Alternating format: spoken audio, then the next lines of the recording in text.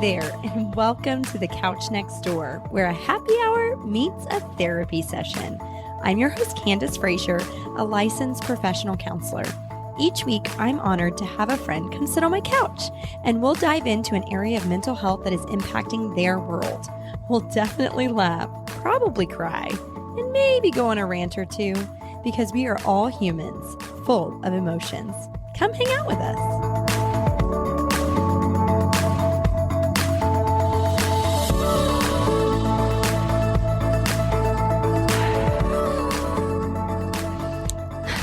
This one was really special. These women have been in my life for a very long time, and this episode is the perfect kickoff to the friendship series on the Couch Next Door. Each of these friends have been on the show before, and I'll include their shows in the show notes if you'd like to get to know them a little bit better.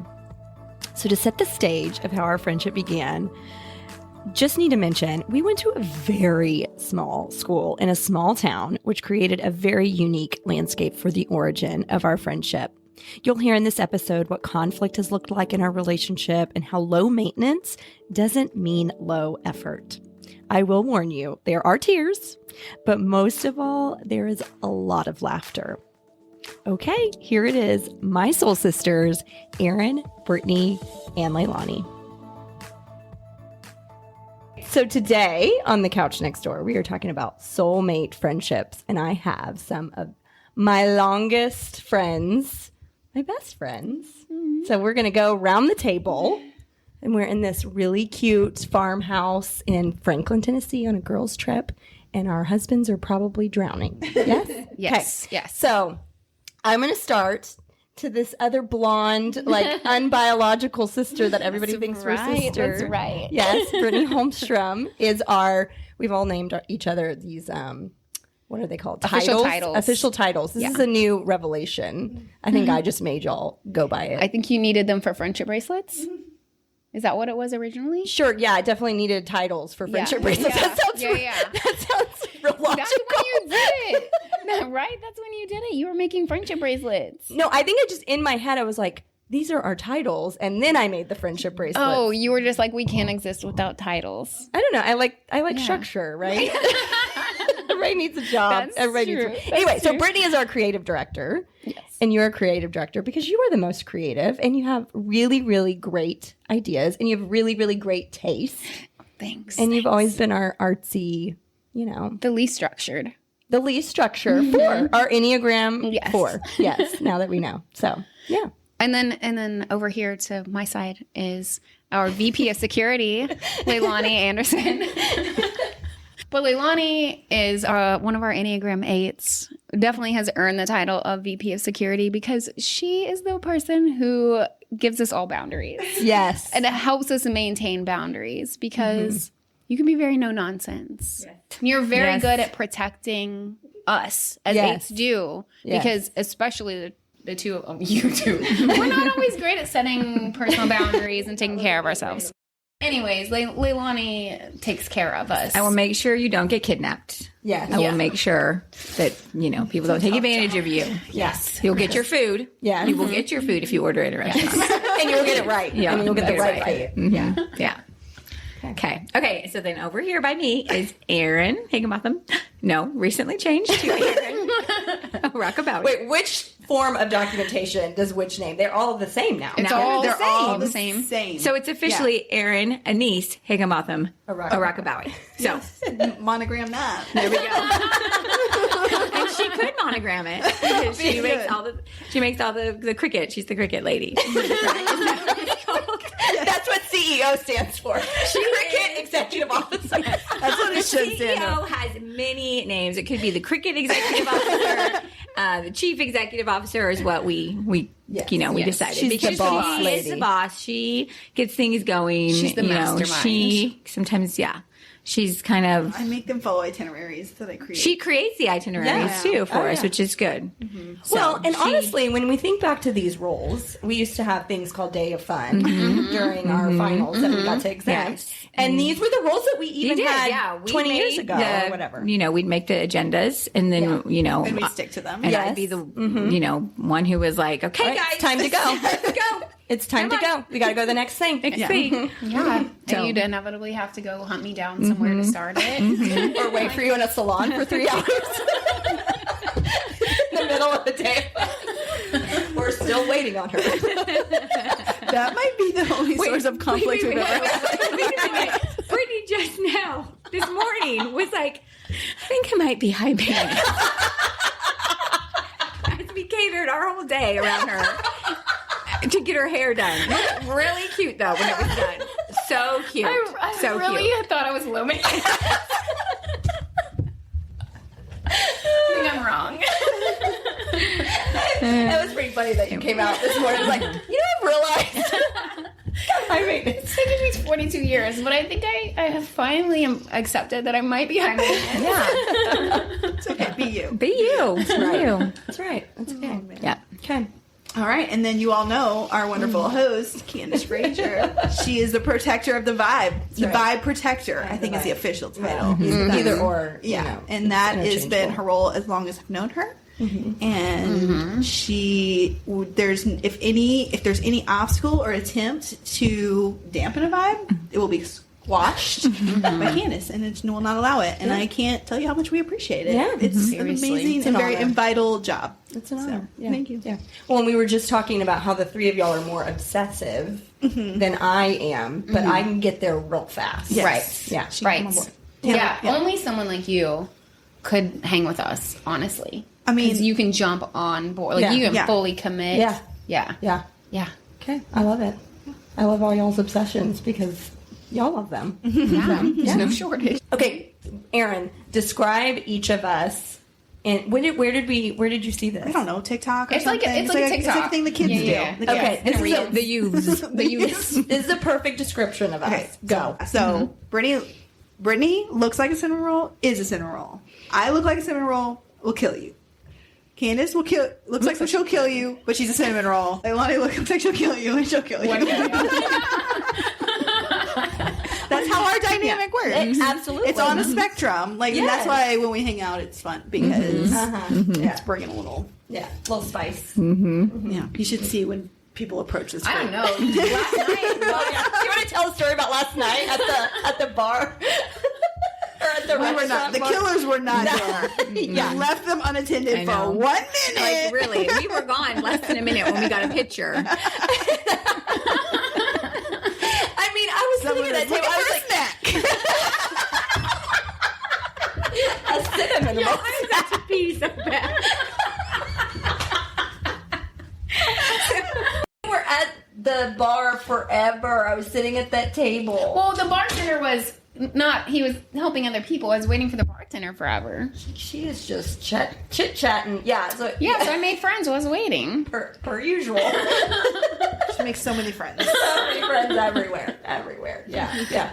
Well, and then what happened? You told that guy what? Yeah, so one of the guys was like, do you have friends? And I was like, yeah, well, I have a friend over there holding down that table. And then I was like, we have 2 more friends that are off getting food right now. And he's like, should I go talk to her? And I was like, well, you can, but I don't think she would like it. She's gonna look like she wants to kill you. Which I think that's the vibe he got. And he's like, I don't think your friend wants to talk to you. And you said, yeah, I told you that. And that was the nice friend. And that was, I'm the cinnamon roll inside, You but I are. do look like I'm gonna kill you. You have to work through the killer layer. Yeah, I'm just like, to what get do you to want? the cinnamon roll. I have very much an RBF, so you know, I can do about that. Yeah, looks like we'll kill you. But yeah, it didn't go so well for our new friend Matthew. Yeah, well, he left before the killers came, so He it was did. probably in his Probably best interest. for the best. Yeah. Yeah. I would have loved to see what he would have said. It would have been really funny. Yeah, because he was sitting in your seat, Leilani. Oh, it would have been awkward. Was this guy there? Yeah. I mean, I wasn't even trying to be mean to the waitress today. I thought I was being nice. She was like, "Can I help you?" Like, my food. I think she said, She said, what can I get you? And he said, food. Which was the answer. That was the appropriate answer. That's what you wanted. Yeah. But you know, when I was trying to be extra nice afterwards to make up for it, you all felt awkward. It is not comfortable when I'm super nice. Out of character. Yeah, maybe we should touch on that. Authenticity. We really value that. We value authenticity. But let's say I'm not being inauthentic. No, I know. we know that. That's why it's not awkward You're for you. Like authentically nice. when you're being nice to people, that is very authentic. I mean, even in high school, she was always the nicest always one. the nicest Yeah. one. Yeah. Yeah. You actually talked to people outside of us. Yeah. And we were just like, whatever. I don't know what she's doing. I don't know who she's talking to over there. Yeah. Yeah. All right. Okay, so now we know everybody. And everybody, y'all have all been on shows before, and I'll make sure to link those episodes. Okay, so as I said, we're all on a girls' trip in Nashville because Leilani only lives a couple of hours. Only 2 hours. Only 2 hours from here because she lives in Kentucky. Brittany was here for a work trip, and so it just all worked out. we were like, Let's go. 50% Yeah. together. We must join forces. Yeah, no less of drama. Like so much drama to get here. Ugh. Again, so many things trying to get in the way of this trip. You had to work overtime to protect the vibe. Yeah. Yeah. She You was really constantly did. sending out vibe protecting posts. So many messages. things. Baseball games and 5th grade graduations and husbands leaving town and so many things. So many things. Airplanes getting canceled and moved, and thank God for Lou, Yeah, shout Southwest out. Airlines at the Austin airport that got us on that plane. So anyway, we made it, and our husbands are home with the kids and their responsibilities. Something that we've learned in our roles in our families is we are often I think Erin, you've coined this term, the filing cabinets for our family. And so that's something that we share in talking about, all of the mental load that we hold. So when y'all think about being here and our families being on their own, like what do you think is not getting done? What's the thing that's not getting done? I'm forever worried my kids will not eat. Yeah. And I texted the oldest one at 11. I was like, did y'all eat breakfast? No. Are you hungry? I don't think I ever got an answer. So I don't know. Is he alive? I don't know. Maybe he found something. There's plenty of food. Yeah, the getting fed is definitely a concern. Like getting fed regularly. Yeah. I mean, we have an open pantry, so I know they will fend They'll for find themselves. something. They will Right. survive on goldfish and Yeah, I guess we should clarify Whatever, being yeah. fed actual meals. Actual meals. that question mark. Yeah. Our house it's just frozen pizzas. They've had that for breakfast, lunch, and dinner. Because that is the go-to. Yeah. So, Yeah. So, and I guess, all right. I mean, we chose to do this, this happened. It was kind of pulled together in a very busy time. Yes, like I right. think we May. December. Yeah. December. It's the end of the school year. There was literally, I think we had 2 baseball games, a birthday party, a baseball party, and a scout crossover ceremony. Right. These are a Everything's bazillion happening. things. So I don't know that they're making it to any of those things. I don't know. I mean, I put it out there. It's on the calendar. These are the things happening. See what Bags you are do. packed. I have not gotten confirmation that any of that has happened. We know the baseball game. Baseball did happen. I did watch that. Yeah. Remotely. And the party happened. Yeah. But I don't. Yeah. We'll see. Yeah. Well, and I feel like I'm just realizing, even though we're gone, I've still been handling things from my end. Sure, I yeah. texted, Annalise's friend, his mom is coming to pick her up at this time. He needs to be there at this time. Yes, you're still the keeper of the So schedule. we're still the keeper of the schedule. Olivia needs to be at the dance and then it's like, no, you can't just come whenever. You have to pick her up at the pickup time, or Right. Right. Yeah. Well, yeah, Bryce has to be the transportation, and that's Yeah. not his favorite thing to do. No, yeah. He doesn't like the driving I around. watched you texting Jason about the birthday party that was at Hudson that was going to. Yeah. Like, do I have to stay at this? Like, Yes. Yeah. And I was like, I mean, do whatever you want. I don't care. Just He make was sure taking he's there. him. He was taking him. So there's that. Kudos to him for that. Yeah. But I had to text my husband and be like, okay, River has a science project. She has to get done this weekend. It's due next week. Yeah. I bought all the things before I left. I made sure she had all the materials to get it done. You just have to make sure it gets done. And And TBD. I said, well, I We'll told see. her. I told her to do it. Okay, well, you're gonna have to make sure she actually Yeah. does it because that child requires. Like sometimes you just sit there and be because they're children. Who wants to do a science project? I know, but Nobody. we are going to the last week of school next week, so it's crazy.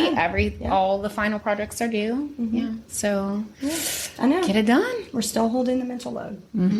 But the other thing, so when I think about that, we have that in common. But the other thing that we've also all identified is we have certain princess moments in our marriages that we can appreciate. Yes, even though we do hold a lot of the mental load. Yes. So, Brittany, what's your princess moment?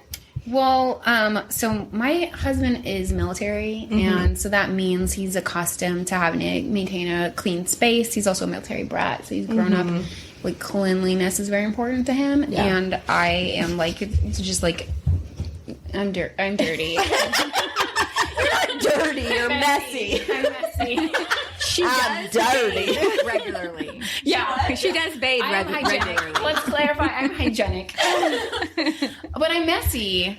And like I have, like we were talking about, like my ADHD doom piles. Like I don't, which I learned, it means didn't organize, only moved. Yes. You could just make piles of things all around the house. Yeah. But so he is the primary cleaner in our house and also the primary cook. Yeah. So those are nice. some big princess moments that I get to sit out on a lot of the cleaning and a lot of the cooking. Yeah. Okay, what about you? Okay, so for me, all right, so I'll say that my situation is a little bit different than y'all's because I did not work outside the home until all of my kids were in school. Yeah. So for the majority of our marriage, I was just I just was at home. And so I took more of that load on because, I was there and I was doing it. And then I started working, and when I did, I was very clear, like, okay, now I'm working and we're splitting this load 50-50. Or, we don't keep track 50-50. But so he has really stepped up. So he does a lot of the cleaning and he does laundry. But I think my biggest princess moment is I hate going into a store. Yeah. That's what I was thinking of. Is going into a store. I hate it. And so he does store runs. Like he does the grocery app, like, and he does the pickup. And like we live right across the street from a Dollar General, so it's it's pretty amazing because it's right there. But he always goes to get me things like tampons, pads, he does anything, anything. And sometimes I'll even go with him and sit in the car, and he'll go in and get it and come out. I hate going into a store, so I'd say that's my princess moment. Love it. Yeah. Okay. What about you, Erin? So my husband's head basketball coach, so he is gone for a lot of the season. He's always a couple nights a week, but there are big stretches where he is on the road. So I do have to, kind of hold it down. I know what it's like to just kind of do it all on my own. But he's really good in the off season. He comes in hot, ready to help on the off season. And so but all year long, regardless of where he's at, he handles all the money stuff. Like he does all the money stuff. He knows, he pays all the bills. He makes sure all the bills are paid. He invests money so that we still have money. And like, I just like magically put everything on a credit card that gets paid off at the end. And I don't have to worry about money, which I know is a huge, huge princess power that I have. Yeah. So I feel very grateful for that. Yeah. Okay, well, my princess moment is because I don't have to spend anytime on Christmas. Do zero things. Zero things on Christmas. Partially because I just hate it. I've talked about that on here. But he, all year round, Jason will start, like, getting the things for, like, the stockings. And if he sees a good deal for something that the kids would like, he buys it. And so, yeah, literally, I start freaking out about, like, I don't know, beginning of December, like, oh my gosh, he was like, here's the box of all of the stocking stuffers or whatever. I don't do anything. The only thing, what do I do at Christmas? I stress. You protect the vibe. And that is because you don't have to be I don't. I mean, I don't. There were like stretches where I would see Jason at Target. every year at Target in the Black Friday line every single year. That. He fought the Black Friday crowds to get those Christmas deals. Yeah. No, he does all that. And really, it's not even Christmas. Like, he'll also do the Valentines and the Easter, and he does all the holidays. I love birthdays, so I do I'm more into the birthday things, but I also try to make the birthdays an experience. But yeah, he does the gifts. I'm not into the gift giving. Yeah. So I know that's a big undertaking because y'all all do Christmas. And I'm like, it is very stressful. No, it is very stressful. Yeah. I remember this Let's talk about being the filing cabinet for Christmas. Yeah. That file is a mess. It is. Yeah. Yes. We always watch Four Christmases when we wrap, and we do it Christmas Eve. Not we. I'm just sitting there watching him, laughing at the movie. Like, you need some help. He's like, just stay out of it. You don't know what's going on up here. Oh, you don't even. Yeah, you don't have to do the wrapping. I mean, I will wrap. But, I mean, let's be real. He also doesn't want me to wrap because I don't know how to wrap presents, and I don't care. I just throw it all together. You know how I do. You know I can't cut. You know I can't. That's so true. Nobody wants me wrapping anybody's presents. He does all the shopping, and then I'm going to mess it up with the wrapping. I always forget you can't use scissors. I can, just not well. No. Where's your first grade teacher? I was going to say, could you give her some scissors? The kitty scissors. Yeah. Okay, so we are here to talk about soulmate friendships. And when I say that, I mean, like, friendships, like, we've known each other for a really long time.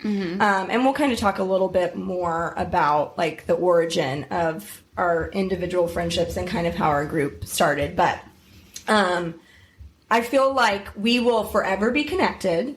And it feels like we've forever been connected. And I can't ever imagine a world in which we won't be connected. So that's what I mean when I say soulmate friendships. And I hope a lot of people have that. I mean, I feel really sad for people that don't. Same. Because it's real special. Yeah. Okay, so Brittany and Aaron were friends first. Yep. Do y'all want to... OG. Y'all want to talk about... do y'all want to talk about... y'all have some really funny memories, so I don't know what y'all want to share. Because I mean, like, the first time we saw each other. First sighting? First sighting or, like, first friend. I don't know if I know we know our first sighting. Yeah, I want to know that. I don't know if I've ever heard the first sighting. Yeah, so, yeah, you know it. Okay. So, we had in kindergarten, right? We had an AM and a PM class. So, Aaron and I were not in the same class. I was PM because... I don't know why. I don't know why I was AM. Yeah. You know me. I don't know why you were AM. Should have been in PM. Yeah, we both should have. But I was an AM, and so we were both cast as sheep in the Christmas play, and so because the classes come together. The classes come together. Okay. And my mom is a real extra. My mom is very creative. Both my parents are very creative. Yeah. So she would always, like, hand make me these elaborate costumes for, like, every Halloween. And so when I was going to be the sheep in the Christmas thing, like, she went to, like, the craft store and bought, like, wool, like she looked like a real sheep. Yeah, she sewed me a bodysuit. I had on black tights underneath it. She made me a headband with, like, and then face paint. Like, I showed up like a sheep. They're like, no real animals here. Yeah, what'd Cindy do? So, no, this is not, my memory is this is not Cindy's fault. Okay. This is me, because I had previously been cast as a sheep, I think in, like, my daycare, like, the year before. Yeah. Okay. Where we made our own costumes, which consisted of paper plate with cotton balls into it. Classic sheep. So, when I was cast as a sheep, I was like, I already got this costume. This is amazing. So I show up as sheep number 2. Let's just be honest. I'm number 2 in this situation. And I just I don't even remember if I was wearing, like, I don't remember what I was wearing on my body. But I just remember I had a paper plate with a bunch of cotton balls like glued to it, tied to my head. And then I see her. And that's it. I don't even remember, like, having a feeling about it. I just remember being like, oh, there's the other sheep. And, like, I was 5, and there's a picture somewhere. There has to be a picture. Because I don't remember at the time, obviously, thinking anything about it. Yeah, like, we need Cindy and Tammy to I think later, when we were older, we must have come across these pictures. I've seen them. Well, because I remember seeing this picture. Were you the only 2 sheep? I think so. Yeah, I think so. Yeah, it's just us. Yeah. Wow. So, so that's how we started. With, like, we weren't in the same first grade class. But then second grade. Second grade is when they made the mistake of putting us And you're Holmstrom, and I was Higginbotham. And they lined us up in alphabetical order. And I believe there was somebody in between us that we you don't remember her name? I do. Are we saying her name? I don't know if we should. Okay, we have nothing against her. No, but she was like, she is today, I don't either, but we were always upset she came between us. Yeah, we borderline bullied her out of the way. Did she move? Did you bully her out of school? She probably moved with her family. It was probably unrelated to us being psychos in second grade. Right. But yeah, she was in. Funny, though, it's funny because she was in between us, and then I don't even know how. I mean, I think maybe our moms. I can't remember if my mom was. Our moms are both very active, so I don't know if they. Because then you started just like coming over to my house all the time. Yeah, and maybe requested that y'all be in the same class. Were you in the same class from then on out? Well, no. Okay, so both of our parents are super involved in the classrooms. They must have met, and then were always together. Because my mom went back to school. Because when your mom went back to school, then my mom watched you and your brother, and asked Cindy to take.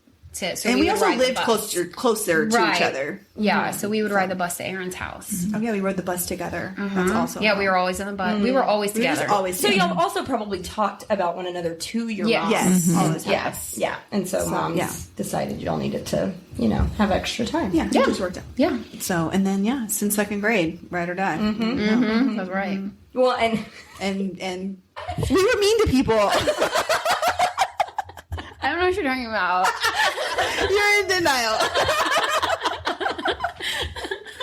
This is where Brittany realizes that we were also mean girls. Can we have this? She was the nicest mean girl. I was mean. We were mean. We were mean. Well, not to everybody, but not to everybody. I think we felt very possessive of our friendship. Yes. And when we felt like people were trying to infiltrate that, we got very protective. Yes. And then we would bully that person out. Yeah. So is that why I got moved classes? No. No. That had nothing to do with you. It was Aaron. It was secretly Aaron. It wasn't my mom. I know. It would be me. Aaron was like, get her out. Who is this? Why she's sitting next to me. Yeah. We were just together. I think we were together second and third grade. Yeah. And then the teachers after that, they were like, they split them no more. After y'all weren't in fourth grade? Oh, no. I thought y'all were in Miss Herbert's class together, no? No. Fourth grade we rotated classes. So we had all the but we had different homerooms. Gotcha. Okay. And then we were in the same fifth grade because I got Because you kicked me out. Yeah, exactly. That's right. Yeah. Okay, so y'all are the OGs. Yeah. Y'all started it all. Yeah. And then we magically became friends, even though you kicked me out of my fifth grade class. That's right. But then we were in a homeroom together in sixth grade. Did we have homeroom? Yeah, we had homeroom together. Yeah. What was that? It was where you went first thing in the morning. It was your homeroom. Who was my homeroom? Oh, what was her name? I had Micklin. You had Micklin. We had, I forget her name. I know who you're talking about. I forget her name, but we were in the same one. Yeah, Durham? Durham? Not Durham. We didn't have the other one. ELA. The English teacher. We had that one, and I can't remember her name. Yeah. It was a hard name, I think. I don't know. But, we were together. That's right. We were in homeroom. And then we played sports. Aaron and I played sports. And then you came in 7th grade, Leilani. Yeah. Leilani and I played sports, too. No, but I think we could say that that's how she and I became friends. Yes, we were on the same team. Okay. I knew you. I attempted to play sports. Let's be clear on that. No, same. Yeah. Aaron and I are the competitive ones, so we were on the same level. You and Aaron thrived in sports. I don't know about thrive. We sat the bench together and yelled at people. I think that's how we thrived. We had some good times. For one of them, the manager. You were? I think for one of the things, because I just wanted to come with y'all to your stuff. So I don't remember, but we were all together. Y'all all played the clarinet. We did. So I did didn't. in 7th grade. Yeah. And I wasn't super close with y'all until freshman year. But we were in band together. And then we were... Choir? Did we do? We had to do choir because they wouldn't give us will. study. Yeah, study hall. But I think because of we played the clarinet, and I sat by you, and then I can't remember. We went on a band trip Did I invite you into the fold? You kind of did. Probably. Because I mean, if anyone's going to. I feel like I'm just coming to this realization now. Oh. Okay. And I don't know about names, but there was a certain someone. Oh, gosh. No. Did we save you from someone? No. Okay. Who y'all both didn't like for an extended amount of time. Okay. That also played the clarinet? Yeah. Okay. Yeah. On the band trip, you guys were like, come with us. Me. And then you kicked her out. I told you we were moved. I'm in denial. So I got to go with you guys. Like, I went and hung out with you. In our group, you mean? In your group. Oh, okay. And then that was, we went to 10th grade? Schlitterbahn. I don't remember. We went to Schlitterbahn. We got to hang out. It was really fun. I think, or maybe we went to Fiesta, Texas. I don't remember. Anyway, and then freshman year, we again bonded over an obsession. We won't name that obsession. But anyway, so we bonded over an obsession, and then we were all in band, and then we had all of our classes together. We had all the classes together. Yeah, so I'm remembering, and then remember the Spice Girls project? Yes. The authentic assessment when we had to do Invisible tape. Yeah. I think so freshman year is really but the one where we had to make the Spritz and commercial. Glitz. Spritz and Glitz. I remember doing the commercial. Yeah. Where we all That had was to. for an AA? Yes. Yeah. That's how it all got started. That was the first time we ever took our personalities. Well, and that's when we decided that we all like to perform. Well, you never really liked to perform. No. You would just go along with us. Yeah. Why did you do that? You hated that. She would because she wanted to be included. you wanted to belong. Okay, that makes sense. Yeah. And she's our cameraman. Yeah, I would always volunteer to be the cameraman. Yeah. But yeah, that was That the was. first, yeah. Yeah. when we- That was like our first performance. Yeah. And realized that we liked. And then we were still in the big group then. There was Yes. and there was 8 of us There in was that 8 of production. us. Yeah. Do we want to talk about how we were a group of 8? Well, sure. I mean, I think that's a Pretty pretty common natural. occurrence. Yeah. That like Yeah. when you're younger, like it's easier to just kind of vibe and you don't question a lot. Well, and those other 4, we all went to. I mean, we were all again same classes. We were involved in the same extracurriculars. Well, we went. Lunch table. the lunch table. We went to a Right. tiny school. Yeah. And then we were all in the advanced classes, and so we were always together and everything. Yeah. But yeah, I think the 8 of us like basically made up the top 10% of our class.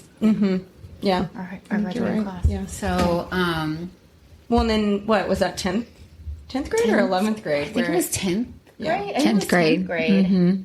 And, as happens when you're in 10th grade, like, a boy came between us. Not us, but us 4 and the other 4. Yeah. And divided us into 2 groups of 4. Yeah. Dumb. So dumb. Yeah. Well, Like, as adults, you're like, no boy is ever worth your friendships. Yeah. Right? But it ended up working out okay. Is it? Yeah. Is it? Yeah. So here we are. Still. Here we are. Okay. 20 some odd years later. Why do we think we became friends in the first place? I mean, we kind of talk about that, but like, I mean, if we look at personality-wise, and it could have easily been a mixture of the other 4, right? Why do you think it was us 4 that broke off and were together? One thing too, I don't think we didn't take ourselves too seriously. No. Like, that was one of the big differences between us and the other 4. Like at those sleepovers, we were making up stupid skits and acting ridiculous and being silly and just, we just didn't take ourselves too seriously. Well, I think the 4 of us, like, especially, kind of existed in a bubble. Yeah. Oh, absolutely. We had no idea of the things going on around us. No. Like when I think about the lunch table. Yeah. I all I picture is the 4 of us at a table. That's it. Yeah. I'm sure. I know there were other people in the cafeteria, but I don't know what they were doing. We weren't really concerned about, like, popularity or whatever the cool kid. Like, because we had each other. Yeah. So Yeah. we didn't need to, we didn't care. Yeah, we weren't even, like, we were oblivious. Yeah. Like, I heard things later on, like stories, and I was like, that was happening. Right. I had no idea. I still don't know. Let's take that offline.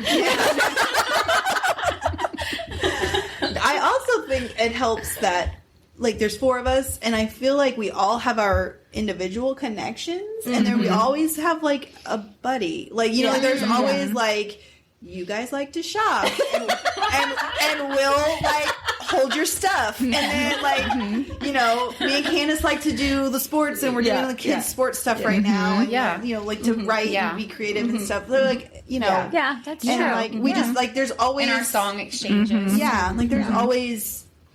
We're different, but there's always, like, an invisible string connecting us in some kind of way. Good job. Good job. No, but I do think that's how, because I think it's unique that and women can do this without there being drama. What are you gonna say? Can we get an invisible string tattoo?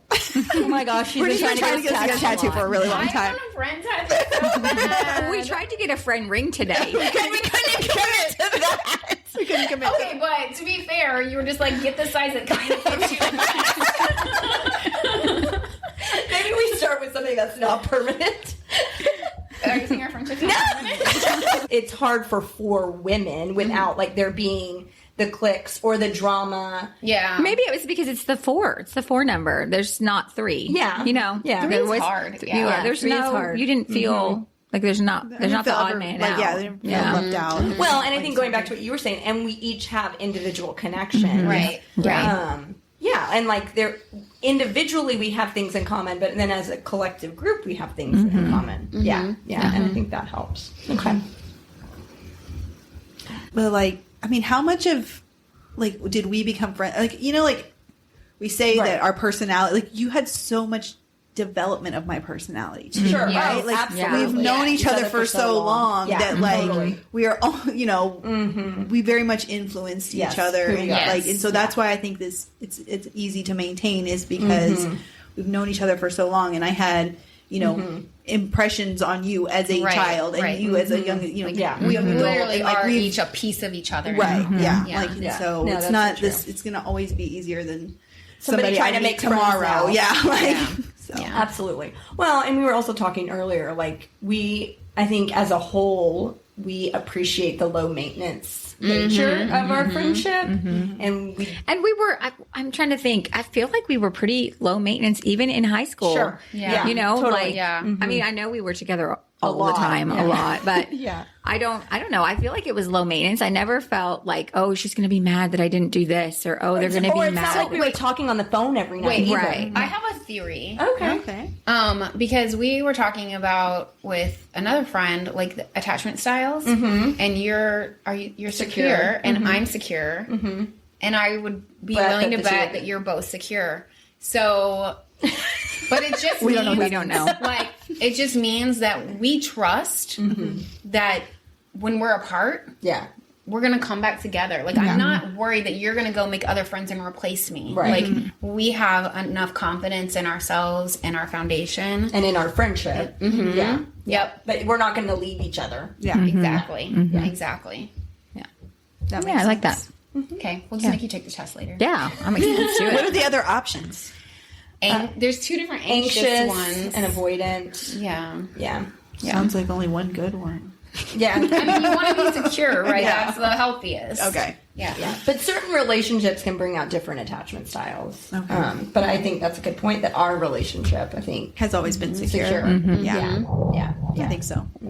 Yeah, it's never felt optional, Right. right? Like even in our times where we were out doing our own thing after high school, like I knew at any moment, like you were, it's like, and we talked about this earlier. I'm the only one that has a sister, but like it's this. Like I can tell you, it's the same feeling. Like it's the same. Like I have the same feeling about each one of you as I do about my own sister. Like it's not optional. They're in my life forever, and we're gonna do this whole gig together. And you know, and I can rely on you for anything. And even if I haven't talked to you for a week, a month, a year, whatever, I can. That's When you pick it back up, it's effortless. It's effortless. It's gonna be fine. Yeah. It's gonna. So. Well, and so okay, when we think about like low maintenance friendships, why do you think that is important in our stage of life to have like an well, I don't know if it's an expectation of a low maintenance friendship, but I think you mentioned earlier, like low maintenance doesn't have to necessarily mean like no effort, right? So you still have to put forth effort, but just being understanding that we are in a busy season of life, and so like if you can't check in with me every week or every month, it doesn't mean that you don't love me and you're not thinking of me. It means you have a lot on your plate, and I can be understanding that like right now you have other priorities and you've got to get that taken care of, and you'll come back. You'll always come back, and I always trust that. Yeah. And that's secure. Yeah. Secure. Yeah. Okay. And just not hanging on to any, like you said, like there's no perceived slights. There's no it's like, I'm not going to read into anything it's like, and I know, like you wanted and... to go to a concert. You're like, who wants to go to this concert with me? We were like, yeah, I can't, like physically, I can't do it. And it's like, okay, like that's fine. Like, I'm gonna like you're not like they hate me. They're never going to be my friends again. Like it's like, it just didn't work out this time. Right. You know that if we could, we would definitely do it, but it's just like we can't. And then I think we could even have said, I don't want to go. You know, even if we just said, I don't want to go. Like, not my thing. Yeah, I'm like, you're going to be like, you would have been fine with that. Yeah. You know? Yeah. Well, and we also mentioned too, like, although we have each other, we also have other people in specific, like, which is interests, which is very important. And also a big piece of being secure, because I don't feel threatened by your other friends. Right. Like, they're not trying to take my spot. Right. They fill other pieces of your life, other areas of your life. Yeah. And I think that helps. I think that helps for friendships to be all the way rounded. Right? Yeah. Okay. So with all that, I think the next question being, how do y'all feel like we've been able to make our friendship work for all these years? And I mean, because even though we may live in the Austin area, the three of us, minus Leilani, it's not like we see each other. We live in the same zip code. We do, and we hardly ever see each other. So like with the busyness and the distance and, the differences that we do have in like lifestyles or whatever, like how do we keep the friendship going? I mean, we've always made an effort to stay in touch in some way, I think, in community, even like if it's not very much. I remember when we left for college and like... Yeah, that was hard. That was hard. And I remember we had like a code for emails. Like I don't know if y'all remember this, but I would be like, if I put the little dashy thing, that means I'm jumping up and down this. Like I'm so excited. It was before emojis, guys. This was way back. Yeah, we did. We should have made it a thing. We should have made it a thing. But yeah, we would send emails and we'd like try to do our best. And then I remember I had a phone card because roaming and daytime minutes and all the things. I would have to use my phone card to call Leilani. She was in Utah, and we would talk on phone cards, still about stuff that was going on, and it became less and less. Like at the beginning, it was a lot. We went to the same school, and we didn't see each other very much. Whenever I would come home for Christmas, we'd make an effort for all of us to get together. When I came home for the summer, first couple of Christmases, we would make an effort. Well, I remember when you would come home for the summer, we did Day of Fun. We had it. So we had our Day of Fun in high school. We tried to keep that going as long as we could in college. And then, there's probably, I think there's a break in our 2020s. Yeah, where we were just didn't like talk very all often. doing our own, like figuring out the whole like we were in marriage, kids, different phases of life. Right. Oh yeah. But we were there for the weddings. And kids. I mean, maybe not there, but like we heard, we knew what was going on. Knew what was going on, and so just like trying to, and like now we've kind of. Gosh, it's bringing back memories. I remember where I was when I found out you were going to have Ryu. Yeah. Like I remember that exact, and I remember that exact moment too, because that was the last one you told. I was so scared to tell you. And how'd I do? You did so good. Yeah, you were great. How'd I do? You were great. No, I mean, like we did the big things as long as and then we've all had kind of hard things. Yeah. So yeah. What else? What was the question? Agenda. What else? Say on schedule. How do we maintain our friendship? Marco. Yeah. And now I was like, that's where I was going. It's like now we have found this new tool that helps us stay in deep into each other's lives for free, even though they should. sponsor. Marco Polo. Talk to security. Please sponsor. But it is, it's a very helpful tool because, Absolutely. because it helps with the low maintenance. Like you don't have to listen right away. I don't have to be on a phone call with you for 30 minutes. We don't have to be free but at the I same can time. still You can hear. record it when you have a minute. Yeah. So, and then, and plus, but I think we're low maintenance on that too, because 100%, sometimes yeah. we'll get really behind and there'll be like 20 messages and we'll just be like, hey guys, I'm guilty of this. I listened to nothing. Here's what's going on with me. Love you. Bye. Yes, but you know what? That was really good for me. That was very freeing for me that you did that, because I would stress myself out because I'll be like, I was behind 35 messages. But you will listen to every single one of them and take notes on all. And then I come in, I have like record an hour-long message from my outdated conversations, and it would stress me out to the point like I would be like, I don't even want to open my I can't. And look we at that don't number. want, we don't want that. And so when you were like, again, VP of security, like, setting the boundaries, and I was like, it's okay for me to be like, I listen to nothing. I'm starting over fresh right here. Yeah. So that was a good boundary you helped me set. Yeah.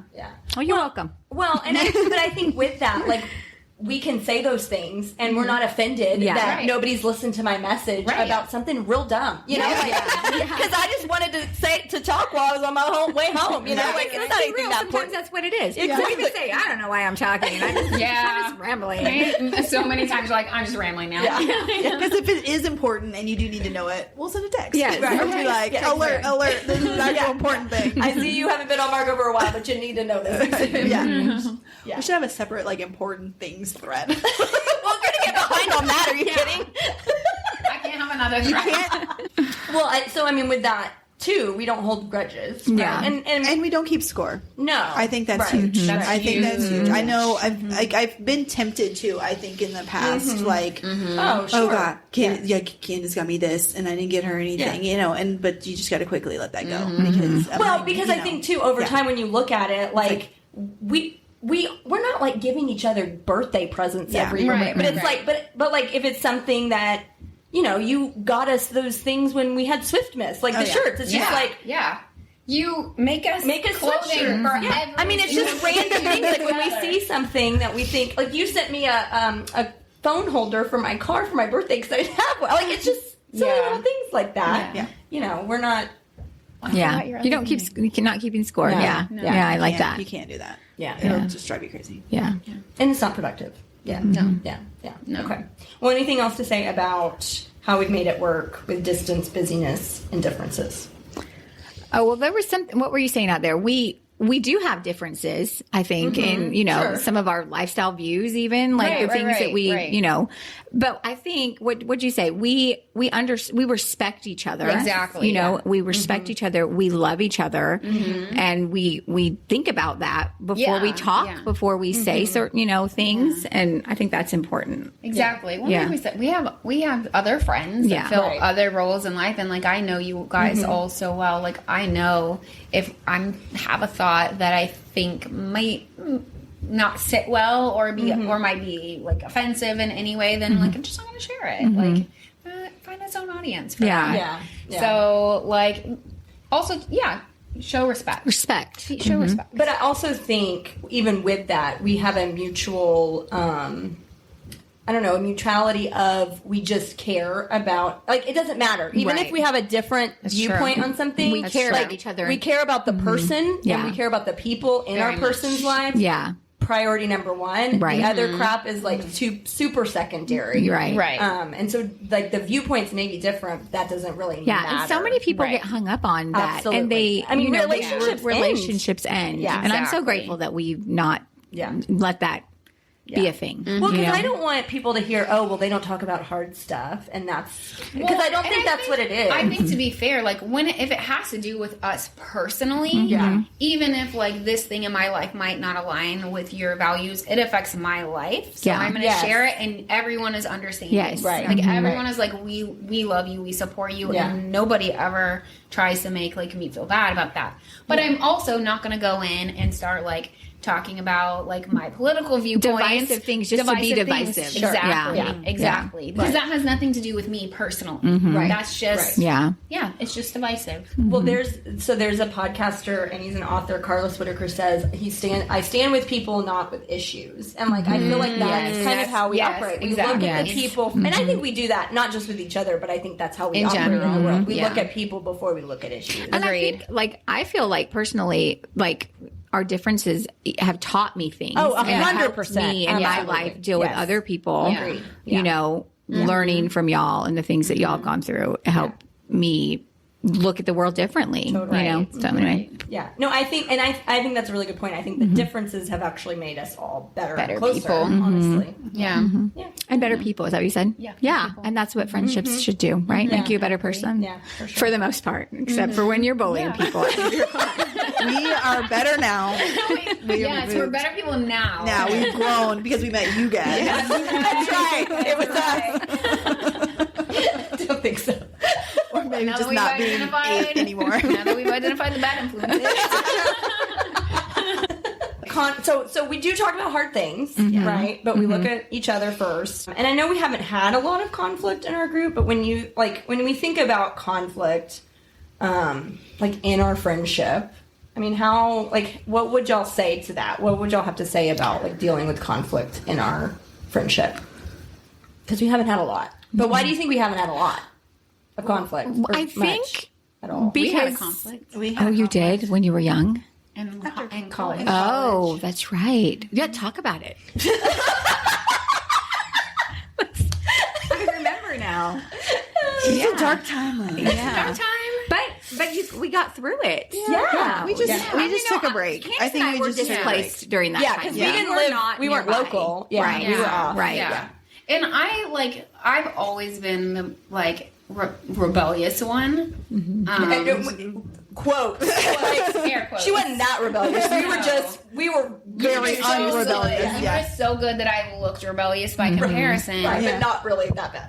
It's because I was irresponsible. And you were going through a time. You were trying to figure yourself out. I was trying to figure myself out. I was 19 years old, and I was like, Freedom. You had freedom, right? Weren't you living out of the house, right? Or not yet? Not yet. Okay.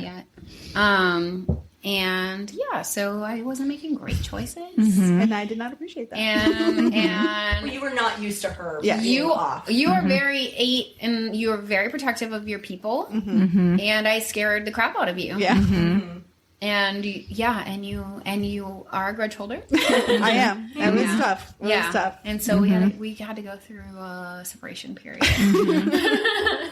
Took some time We apart. took some time apart. We came back I don't together. even remember how we came back together. I think Was we that just did it before one or day. after I think the it NSYNC didn't- weekend in Houston that you weren't able to go to? Well, I think that was the beginning of my bigger break.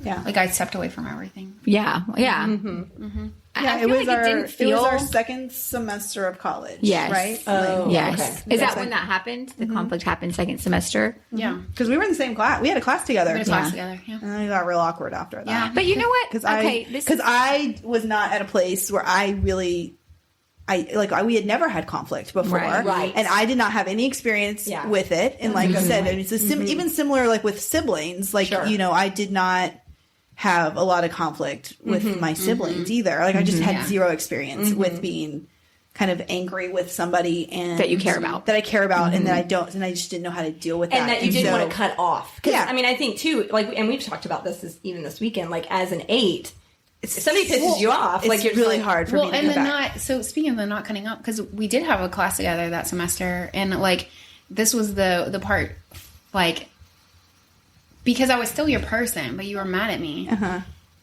We sat next to each other. We still sat next to each other, but you didn't speak to me. Yeah. For I don't think the I rest, knew this. Yeah, Yeah. for the rest of the semester, she didn't say a word to me. She sat next to me every time we had that class and didn't say a word to me. but you didn't have to sit next to her, but you did. No, but it almost hurt more. That It's a there was, mind game. it was a mind game, which is very Aaron.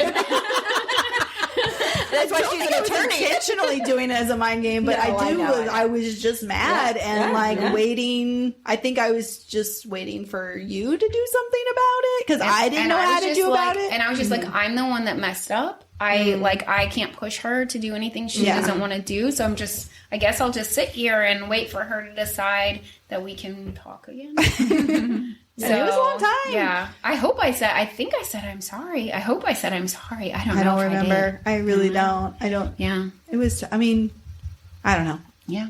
What brought us back? What brought us together? Was it? I don't remember. I remember coming back. Did we all just get together to come back? Because you went to a different school, and you're always around. I knew kind of. We just got busy. I don't remember the moment that we all got back together. Was it for a day of fun though? Was it finally hey? I don't even remember reaching out. Did I?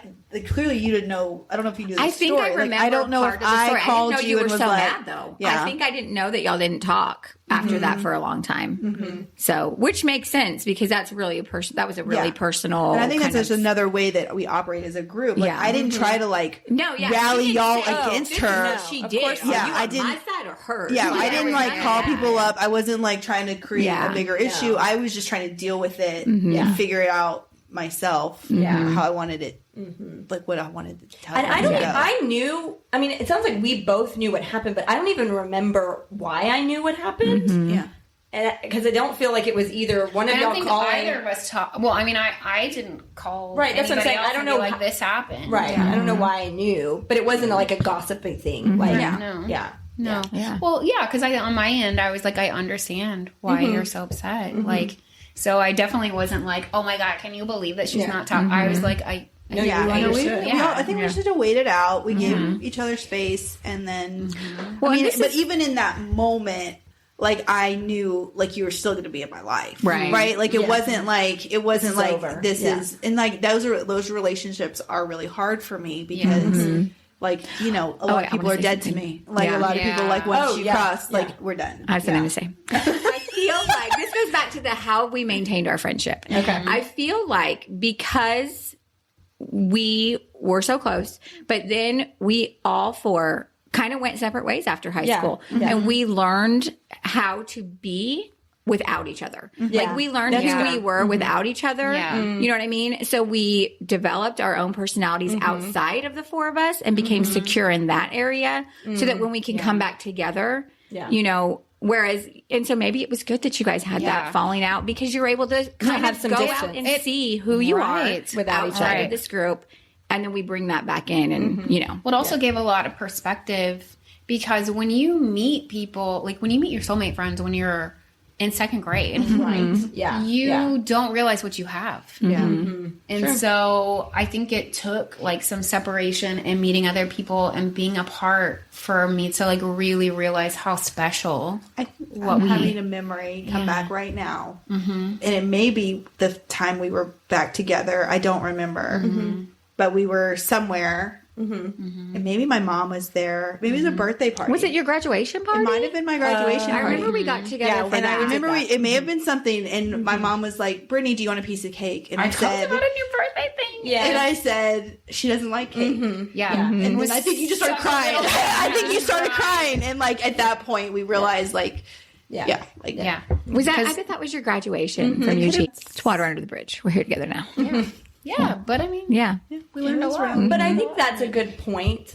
Because y'all did stay more local, Brittany and Aaron. That when you think back, hindsight, it's terrible that it happened. It's not like you would have ever wanted that to happen, but that probably helped for there to be a separation because y'all wouldn't have chosen a separation like that, and that probably did help on some level. I guess I'm saying when things like that happen, we have to repurpose them.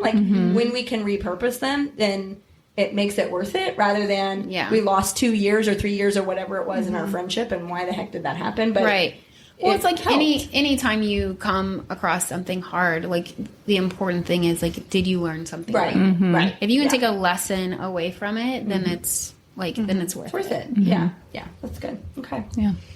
Anything else to say about conflict? And that was the big conflict. Yeah, that's the only one we've got. No, I will confess something now. Oh my goodness. Okay. So I remember with the election, the Trump election coming up. Yeah. Like, I was very nervous because we had not talked a lot about politics and we do have different kind of backgrounds and like viewpoints politically. Yeah. And I know Brittany and I did have side conversations about like, can we talk to them about this? Right. Like, and it was coming from a place of respect. Right. We were like, we didn't want to be like, taking stuff offline all the time, but like I think more aligned politically. And so we had never had those hard conversations. And I just knew. I think I personally, I'm not going to speak for you, but I think I probably assumed a lot about your political views. Me telling you about when I was pregnant. Like, I just assumed things that ended up not being true. Right. Sure. And that's kind of how it and so I think that was like a huge lesson and a huge relief on my part whenever I felt like we were able to kind of crack the door open into that and like learn more about each other's political views and like not we didn't like it's not like MSNBC all of a sudden broke out on the Marcos like we were like because I was like I think I was in a place where we have people in our life. Was this the second one or the first one? The first.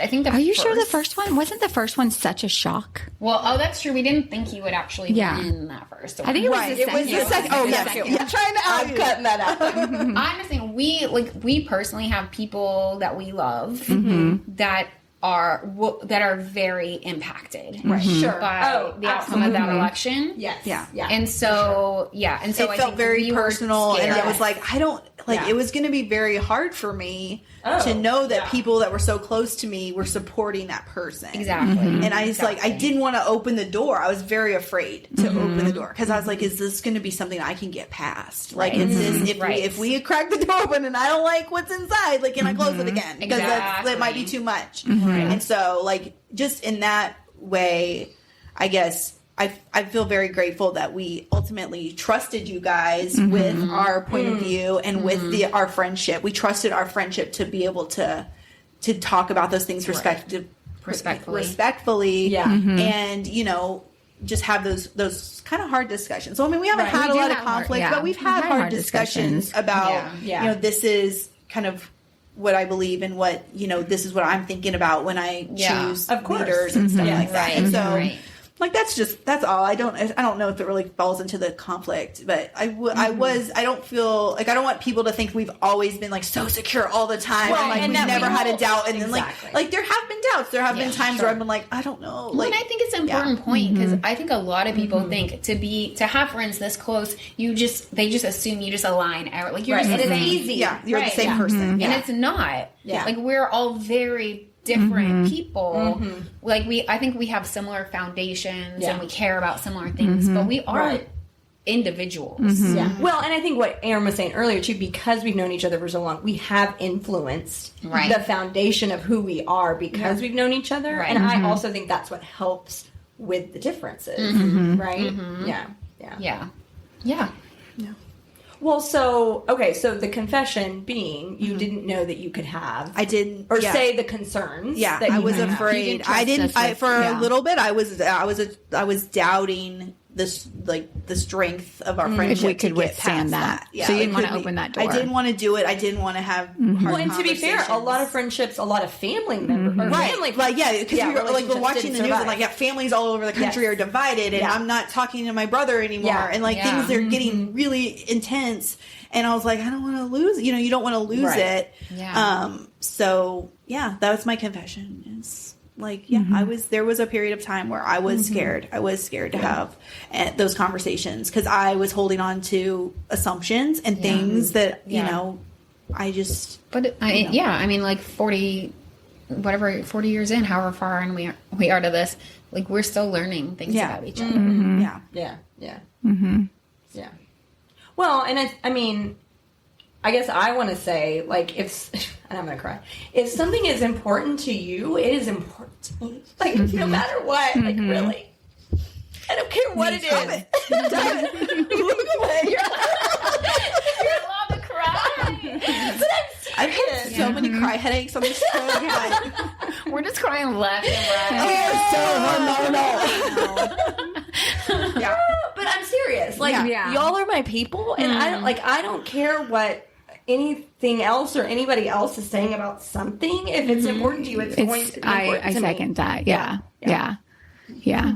I second that. We can. Well, and I have learned so much. I mean, from all three of you. Like, I don't know. Like, how can I not? How can I not? We wouldn't be friends if I didn't, right? Like, we wouldn't still be friends if I didn't learn from y'all and listen and have openness and a perspective on differences. You know, I mean, like I grew up in a home where it was very conservative and there were certain beliefs and I mean, I it's not that I hated that, but I didn't like the closeness of it, you know? Yeah. I mean, it goes all the way around though, because like if I didn't have you two showing me that you can have a strong foundation in religion and still be open-minded and still love people, then I probably would have gone way off the other end. But you're always here consistently as like my like living representation that no matter how loud the radical right is screaming. And you know what? It's because they're so loud. Yes. But like, that's not everybody, but it is a lot. It's a lot. And it is scary. It seems like a lot because they're so loud. Yeah, exactly. But Well, that's why I hope, and like, you know, you doing this and like having more conversations like this, like having the trust in your friendships and like just being able to have more open conversations about things that are hard or potentially divisive, I think could just be so much better for everyone. Yes. Like, everyone. Like we wouldn't have all these people trying we to realize manipulate. we're all more alike than we are different. Right. Yeah, absolutely. yeah. Okay. Are we done crying now? I don't know. No, because here's the next one. Okay, what, and I don't know if y'all want to go like around this table or what, but let's talk about like what we appreciate about our friendship. I mean, I know we've already said a lot of things, but maybe specifically, what are some things that y'all really do appreciate about our Your friendship? sweet dance moves. And the fact that we do choreographed dancing. Like, do y'all realize, like, that is my dream? I'm just so glad that I had friends that would do stupid choreographed dances. Even though we drag Brittany. Poor Brittany. Like, she does not like me. Consider attention. I do not. I do not. Weird. Like, I know. Right? Yeah. How did you do that? How did you stay friends with us? you know what's really funny to me? Like, this is where I know, like, I don't have any personal boundaries.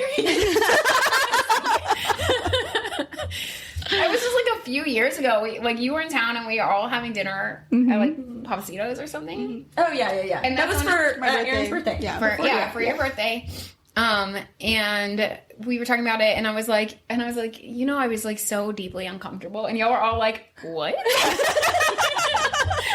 You faked that real well. Yeah, like, Or we were just real self-absorbed at the time. Like, we just like, that's probably the answer. we were like, if you go back and think about it, the signs were there. Okay, why do we appreciate our friendship? What is it that we appreciate? I mean, we appreciate that it's low maintenance and we make efforts. We've said that.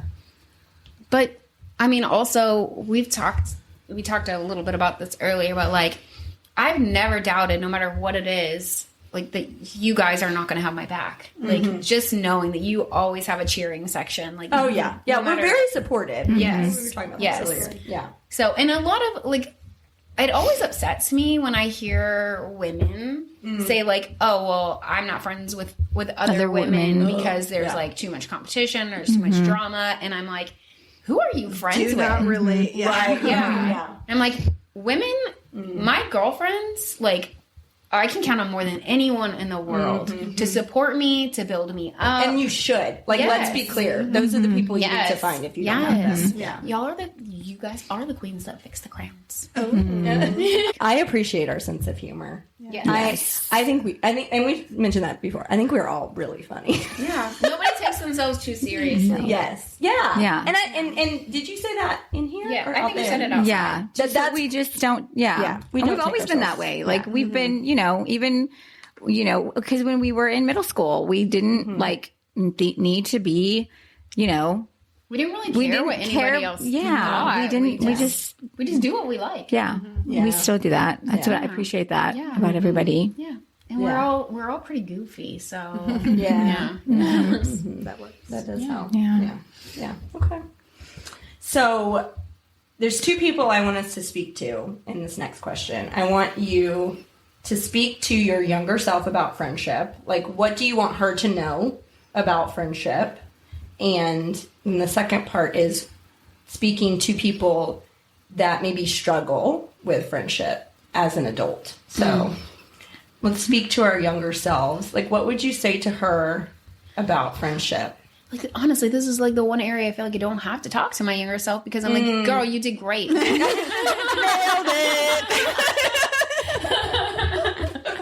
I mean, look. I mean, maybe I think we should tell our younger selves to be less possessive of this friendship. Like, maybe don't hurt other people because of our friendship. Your friendships, if your just friendships, be secure. Yes. Be secure in our friendship. Yes. If you feel a connection that's not going to go anywhere, it's not going to be threatened by anyone else. So yeah, I think, and coming into the graduation season, and I really don't want to cry, y'all. So you might have to shut this down. But it's okay to cry. I don't like it. Your feelings are valid. She's setting boundaries. I think coming into the graduation, because you mentioned that when we graduated and we all went our separate ways, it was very difficult. Yeah. And so, like, if you're in that space and you're going to graduate, I think, don't be scared. Yeah.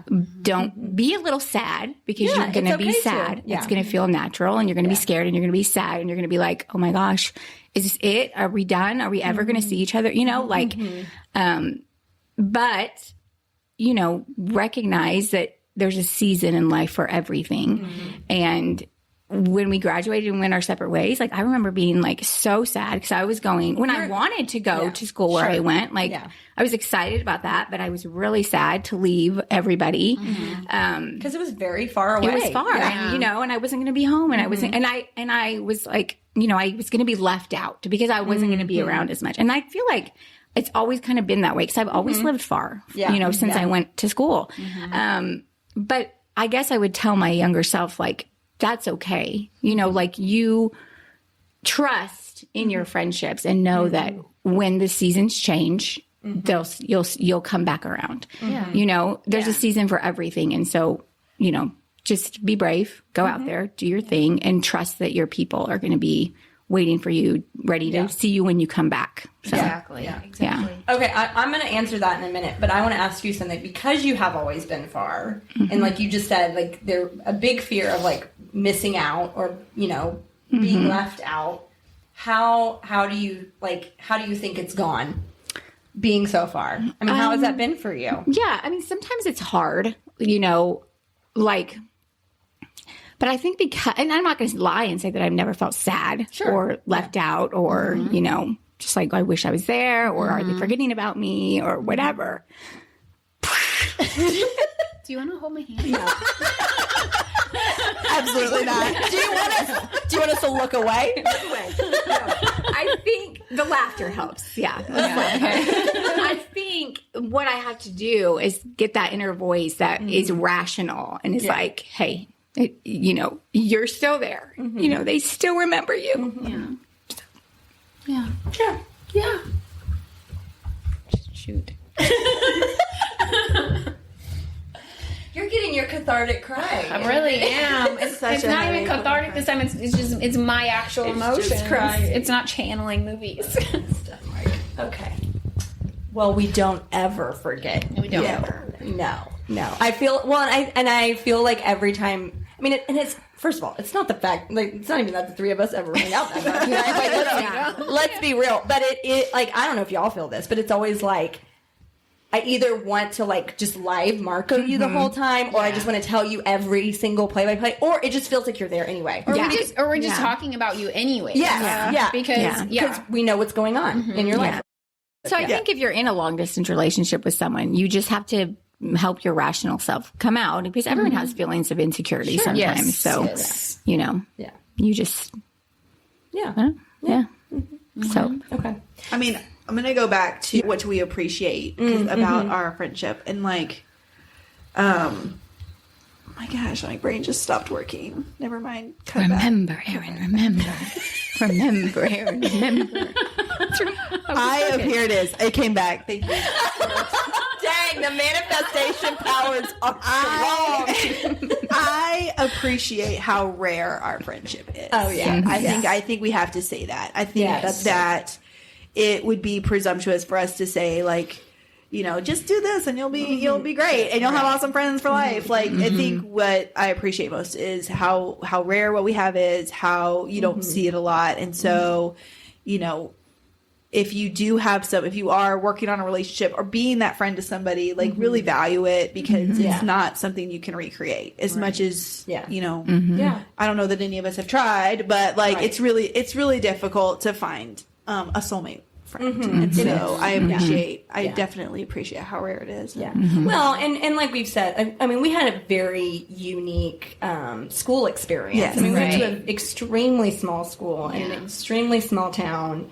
Everybody knew everybody, you know, I mean, everybody did everything, right? Like, I mean, so I think that we also have to sort of, you know, factor that into it. That's very much like one of the biggest things I struggle with as a parent. Absolutely. Yeah, our kids like are not how like our kids are going to grow up in such a different environment than we did. Right. And no matter how much I work or what I try to do, I'm never going to create that. Yeah. And it's terrifying because I feel like what we had was so awesome. Right. And just like, that's what I would wish for my kids. Yeah. Yeah. Oh, yeah. Yeah. Yeah.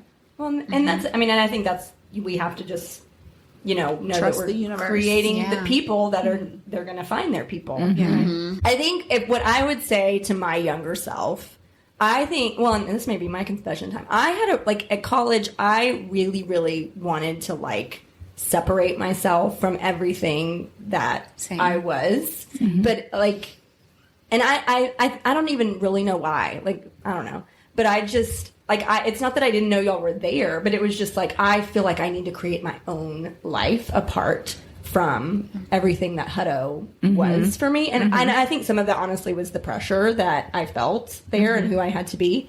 And so I think what I would tell my younger self is be open to other friendships, but you always have home base. And that's never, ever going to change. Yes. Because I think there were times when I was just like, well, are we ever going to be the same? Like I know I thought that because you're living somewhere else. I was somewhere else, you know, everything, we were living very different lives. But what I think has been really cool in this stage of our life is it feels like it's back to the same. Like it really does. It's like full circle. Exactly. And I think that's what I would tell my younger self. Be open to other people. Trust the process. Yeah, but you're still going to have your home base. Yeah. I appreciate that. I think I have the exact same experience because like in college, I think I realized we talked a lot about like when I went to college, all of a sudden I realized because I had I'd met you when you were so young. I mean, Charlie also like, I have never not known Charlie. Right. Yeah. Like I have always had a friend, like a really close friend built in. And it wasn't until I went off to college, and then we went from this tiny, tiny high school to UT, which is massive. Right. And I didn't know anyone, and all of a sudden it hit me all at once that I didn't know how to make friends. And then there was like this like trickle down effect where I was like, who am I without them? Like, do I even know who I am without them? And I just had like, I'm pretty introspective, and all of a sudden I had just like a panic where I was like, I need to figure out who I am. Yeah. And to me, the only way for me to do that was to cut everything off and start by myself and figure it out. Yeah.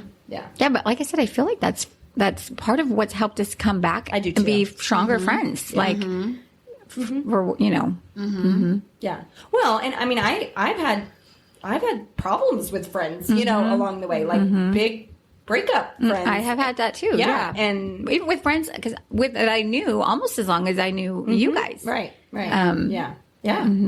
And so, I mean, even thinking about that, I think that again makes our friendship so unique because I have had big friend breakups and I don't know, like even though we all were separate and living very different lives and not talking to each other often, I don't ever remember thinking, well, I'm never going to talk to them again. Like, never, ever have had that even thought. when I was intentionally not talking to us. I was thinking about you guys constantly. Always wondering, like, how you guys were. And, Yeah. This has always been the safety net. Yeah, absolutely. Absolutely. Yeah. Absolutely. Yeah. Here we go again. Here come the water. Cut that. That's from Friends.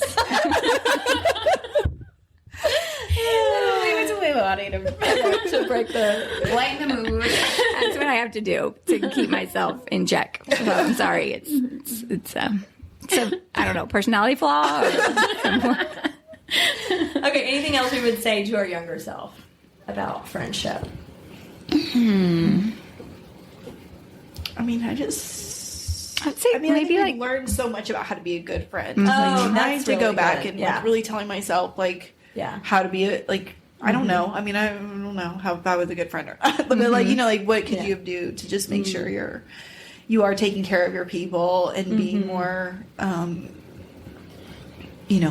open and trusting and all that stuff. Like that was definitely something that didn't come naturally to me. I always go back to that Brene Brown story about the marble jar friend. Always go back to that. Tell us that story, because everybody likes a good Brene review. Yeah, I'm going to butcher it, but the essence of it. The essence. Because it's a conversation she had with her daughter when she was in elementary school about how to, like, spot a good friend versus a friend that's, like, not reciprocating, not giving in the same way. And it was like, if you imagine, like, you had a jar for each of your friends with their name on it, and every time they did something kind or supportive, or they did something like little, like remembering, like your grandparents, or remembering that you don't like cake. Like the little things, you add a marble to your jar. And anytime they do something that hurts you, you take a jar away, or a marble out of the jar. Which of your friends would you have a full jar of marbles for? And when I look at this table, these are full marble jars. And I've shared the parable with my kids. Who serve, because friendship is so much more than just like hanging out and making each other laugh. It's like supporting each other, listening to each other, learning about each other. Like I know you guys inside and out. And so it can't just be surface. Yeah. Well, and really thinking about what's if it's important to you, it's important to me. Right. Yeah. Well, I think that's when you're looking at your friendships, you've got to look at what is important to you, and that's what should be happening. And I think that's why we all are friends, because I think the same things are important to us. Like, we don't often talk about hard things, right? It's usually very lighthearted, and we're laughing and we're remembering old things and whatever. We're talking about our kids and our husbands or whatever. But I think the depth of the friendship is also important to us. So we know we can go there if we want to. Right. But that's not the most important thing to us. Yeah. I think, and we've talked about this too, like we go to each other to feel better, right? Like we don't want to go to each other to talk, to really like unpack all the hard, but we know we can, right? I don't know. I think it's, well, I don't know if I'm making sense, but I think this is kind of random too, but like I don't never felt pressure to like share, like I know y'all would you care about everything, but I've never felt like, pressure to share more than I wanted to share. Even though I know you would be there for me if I want. When I want to share it, they'll be there for me. But I don't feel like I have to right now. And you respect that boundary for me in particular because I don't like to share my feelings very often. So I don't know. Just a little thing. Yeah. I mean, I'm just as bad. Like I don't talk about the hard things. Very often. Because it's really hard for me. It's hard. So, but we know that they're there and that they're happening. Right. So I don't know. We keep. I mean, I keep that in mind all the time, thinking about y'all's hard things. Oh yeah. Well, and so that's why I think like we try really hard to make our space be happy. a happy space. I think supportive, space. happy. But like you're saying, but it's not that we don't know what our individual hard things are. And I don't think we obviously we're not living those hard things, but I think at least on the surface we know. Yeah. And so, I know Brittany, you've said like, if you go silent for too long, like come and find me. And I've told y'all, if I go silent, just leave me alone. Yeah, it's a good thing I'll for come you. back. Yeah. But even knowing that about one another, like we know when you're going through something hard and y'all know when I'm going through something hard, but we need different things. Yeah. And we've been able to verbalize that and do that for each other. Yeah. Yeah. That's good. Okay. What would y'all say to somebody that maybe is struggling in the area of friendship, or maybe they want, they're not going to have this, right? But they want this. Maybe they're younger. Maybe they're not. I don't know. Like, what would y'all say to somebody that? I say don't give up looking for it, right? Yeah. Don't give up. Be like you were talking about, like being secure and like knowing your own worth and knowing and being confident. Like you have a lot to give. Like you are, being a good friend is going to attract good friends. Right. And so like just, that's good. Just constantly like, be true to yourself. Because I think the worst case scenario is that you're not being an authentic version of yourself, and you find people that like that version, right? And that's not you, and it's just the worst. So like, I think that's what's always been great is like we've been able, like with this group, be your authentic self, and like, if the right people are going to come and they're going to find you, right? And that's going to be that's going to be great. Yeah. I think the authenticity ties into what I was thinking, but also there has to be a level of vulnerability. Yeah. Like a friendship is a relationship, and you have to put yourself out there. You can't expect it to just come to you. So if you feel connection with someone and you want to develop that, like you have to reach out. You have to reach out, and you have to sometimes keep reaching out. Right? Instigate the hangouts. Instigate the. Yeah. It takes work and it takes effort and it takes putting yourself out there. Yeah. But usually figuring out what you like, and think about how many, you don't struggle to make friends, but like how many friends have you made because exploring the things you like, right? Your K-pop world or your, Taylor Swift world, like those things, all the concerts, figuring out who you are and what you like is, it can be hard, but I think you're going to go to those things and you're going to find people who also like those things. Absolutely. Like that's like put yourself in situations, find the opportunity to be successful, right? Like you have a shared interest. Yeah, it's like, hey, we're both like this thing. Like let's build on that. Like find something that you can build on. Well, and we've kind of mentioned this before, but I also feel like we've all. I agree. Like I've always felt like I don't know how to make friends. I felt very very confused. And to be quite honest, a lot of people come to therapy and they don't know. And that's the connection I've made is because nobody ever taught us. Like you or just become friends with the people that are there. Yeah. And so I think on some level we have all done a version of that, right? Like we've looked around and thought, oh, well, you're a crazy soccer mom, so let's be friends or whatever, right? Like we've looked around to see who is there and nurtured those friendships. Now, are they going to be forever long? I don't know, but I think we also have to have a realistic expectation that not every friendship is going to be forever. Right. But there's purpose in that season or in that activity or in that particular time, and that's valuable. Right. And like you can't put all your, if you're trying to make friends, I think you can't put all your eggs in that friendship, right? Because that's going to be and that it's going to be forever. Like maybe it's just for that soccer season or whatever. Yeah. And I would say like embrace that, have fun with it, and let it be, and let it just be what it's going to be. Yeah. Because I do think sometimes people put pressure on. Well, I don't have a best friend. It's like people do. So why? Like you don't need. It's okay if you don't have a best friend, but do you have a friend? Like do you have somebody that you can go have fun with? Do you have somebody that you can go to a concert with? Right? Like people can serve different. Exactly. Different categories of friendship. It doesn't have to be one best friend. Yeah. Well, I think there's personality differences where I'm obviously the most extroverted in our friend. We're all introverts. Yeah. But I'm the most extroverted. Right. And that's just become my take is that it does help that I know I have you guys. Like Safety net. Everyone else is a bonus. But people make my life better. Relationships make my life better. And so at this point, like every single person I meet is a potential friend. Well, and probably not even potential. They are your friend. Let's just call it. Which is like that's like let's just like I love that about you. This is so lovely. Thanks. It is so lovely.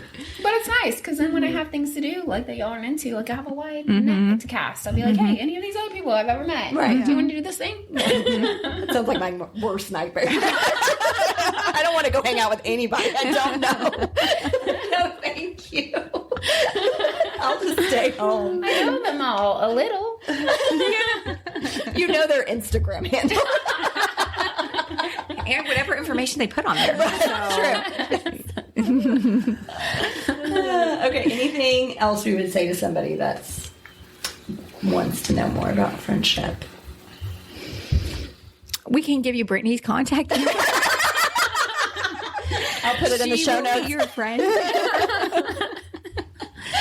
Brittany does not need any more stalkers. So I don't have any stalkers. You have in your lifetime had a few. A few? Do we need to name them here? Okay. I feel like this last question is a really easy one, but I think it needs to be talked about. So how would y'all say that we take care of our friendship well? I mean, we have Marco Polo. Yeah, I think we've been talking about it the whole time. Yeah. Like, Yeah. Marco and being giving each other grace. Yes.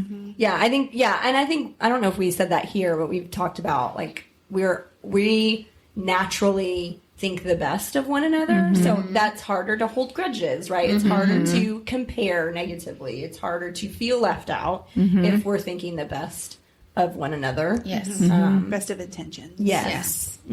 Yeah. And like, I think, we say we're low maintenance, but we do, but also taking the time to be like, okay, I do this sometimes. And when I'm going to go on a Marco, or I'll be like, okay, what is going on in Candace? Like, what's important? What's going on in Candace's life? What's going on in Brittany's life? What's going on in Aaron's life? Yeah. And then sometimes I've done this occasionally where I might shoot a text and say, hey, I don't know. I forgot to mention this. I'm coming back because I forgot, and I'm not like, oh, I'm not doing it because I'm offended or I'm afraid of offending you for not saying it. But it's like, oh yeah, I'm acknowledging this because that is important to me and it's on my radar and, popping back in to say this. Yeah. So I don't know. It does take effort, right, to maintain the friendship. It does. Yeah. It does. Yeah. You just have to be thoughtful. Yeah. I'm liking these trips. We've been doing that. It's been nice. Yeah. This is our keep this up? second kind of in-person Well, gathering. we had your unofficial Well, birthday actually, one. yeah, we had. We've gotten a lot We've better. been doing a lot of have. in-person. Yeah, Yeah, since your baby my shower. baby shower, and then the first next birthday. year is the first birthday. So at least one a year has been pretty nice. Yeah, in and I'm person. hoping I can maintain that. Like, because it's usually me. I'm the one. It's me. I'm the problem. Because we all live together. Yeah, so I'll have to come in, but it was, and I'm going to say I really appreciated y'all coming to Nashville and making that effort because she was going to be here. That was a huge.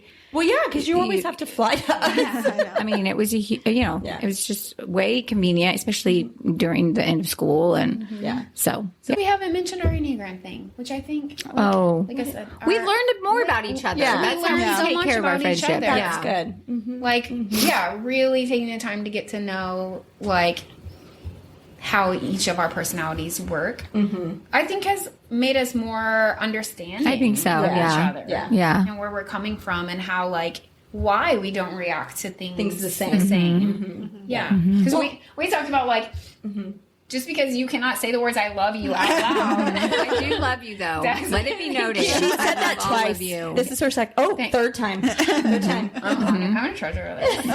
It's gonna keep me going for a long She's time. going to listen to this over and over. I am.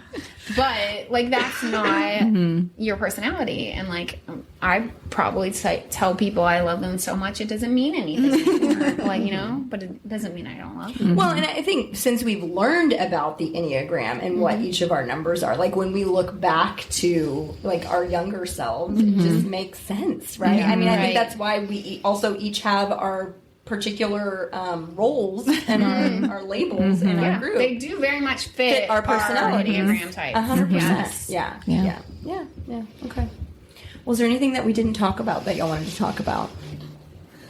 I think I married a version of all of you. Oh, yeah, you have said that. I have said that before. My husband is got, like, it's funny how he has the traits, like, each one of you. Like, he is kind of a compilation of all of you. And I think that's pretty funny. That is true. Yeah, and we did have a funny conversation this morning about if Brittany and Marwan went on a vacation without my luck. It would either be the best or they'd both be die. There would be no between. And Leilani and Marwan would plan a very budget conscious vacation. And have no fun. No, ultimately that would, but Marwan spends money on experiences. He does, but he's going to put a lot of thought in, like, it's going to be very specific. Because there's not going to be extras. There'll be no coffees. That's no shopping. And no shopping. I'm out. You would die. That would be Brittany. And I think Candace and Marwan would plan like a very like competitive. There would be a lot of sports, and we like, would probably kill each other. Yeah, too. Like they would just So we'd have to see how that works out. But, That's funny. That is funny. Okay. Yeah. Well, I love you guys. Thanks for doing that. Love you. Love y'all. Love you too. So awkward. How great are they? So great, I know. That's why I love them, and that's why they've been my friends forever. And what about that cinnamon roll analogy? Like, seriously, the most perfect description of how the four of us work. I've never heard a better description of each of us. So, as we talked about, conflict can really help a relationship by opening up conversations to bring your friendship closer. And that's something that Erin mentioned, that she was a little nervous about opening up a hard conversation, but realized that once those topics were put on the table and we talked about them, it actually brought us closer. So don't be intimidated by conflict. It can be an avenue for connection. The other thing that I really loved that we talked about is how can other people do friendship well? And we know that we have a very unique situation. We know that a lot of people aren't going to be growing up in a small town and connect with each other in the same way that we were able to. But another thing that we were able to realize, even in this conversation, is how we've had a lot of good friendships outside of ourselves. And part of the reason I think we've been able to do that is because of the security that we have in our group. But something that we talked about is putting yourself in situations where you can be successful to find friendship. Find others with common interests to start a friendship. Look around, make those efforts. A way that we've been able to maintain a friendship for as long as we have, so 25 plus years, is we think the best of one another always. Not to mean that we don't get our feelings hurt at times or, there aren't hard things that happen in our friendship. But the number one rule I think we all follow is that we think the best of one another and we don't keep score. Something I love about us is that we all are very different. We come from different backgrounds. We do have different beliefs. We have a different view of the world. But like we mentioned, that's something that's made us all better and better friends. I know for me personally, it has opened my eyes to a world that I may have been closed off to, but because I have a personal relationship with people that are struggling in different areas than I am or that my family is, I've been able to learn and grow and be better for it. So just because someone is different from you, just because someone has a different belief system or comes from a different place, doesn't mean that they're off limits as a friend. That might actually be the person that you will connect with and learn the most from. And isn't that what makes the world better, is for us to have close proximity to people that are different from us so that we can expand our knowledge and expand our view of the world with people that love us, care about us, and are close to us.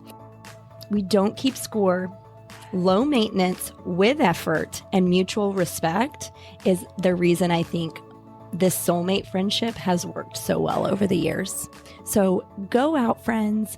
Look for someone that's different from you. Put yourself in a situation where you can be successful to find friends and find a way to connect.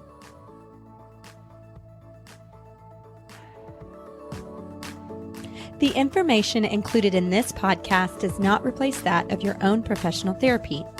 If you believe you are in need of professional assistance, please reach out to the medical community in your area.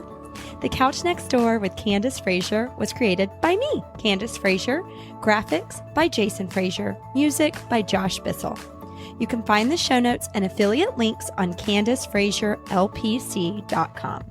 Click on the tab Podcast and you'll find all podcast-related content there. I'd love to connect with you on Instagram. Find me at Candace Frazier LPC. Give the show a rating or review wherever you listen to podcasts. This really helps get the show to more listeners in the world, and I would be so grateful to see what you all are loving. Until next time, show kindness to yourself and those around you.